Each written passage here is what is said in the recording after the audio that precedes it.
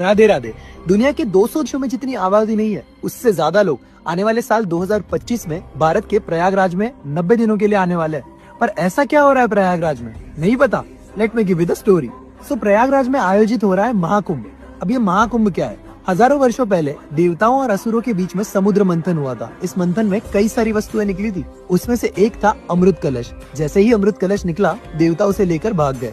आने वाले 12 दिनों तक असुर देवताओं का पीछा करते रहे उस अमृत कलश को पाने के लिए। इन 12 दिनों में धरती पर 4 जगह पर अमृत कलश से अमृत की बूंदें गिरी थी। वो 4 जगह है हरिद्वार, उज्जैन, नासिक और प्रयागराज। इसीलिए इन 4 जगहों पर कुंभ का आयोजन होता है।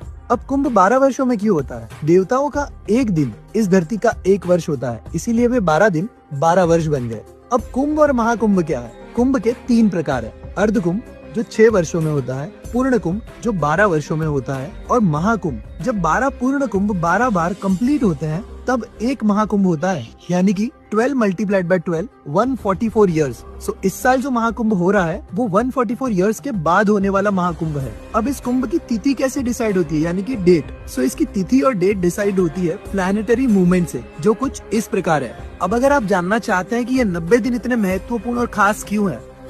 महाकुंभ केवल और केवल एक धार्मिक आयोजन नहीं है, यह आपकी आत्मा के शुद्धि और मोक्ष का द्वार भी है।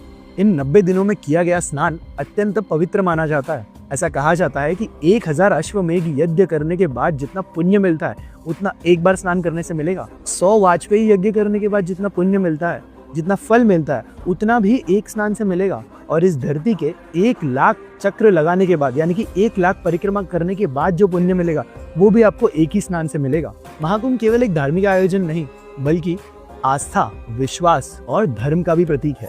इसके अलावा क्या आप इस बार आयोजित होने वाले महाकुंभ में जा रहे हैं? नीचे कमेंट करके बताइए। ऑल्सो अगर आप चाहते हैं कि इस सीरीज को कंटिन्यू करूं और पार्ट 3 बनाऊं, वो भी प्रयागराज के चुनिंदा कुछ मंदिरों पर, तो नीचे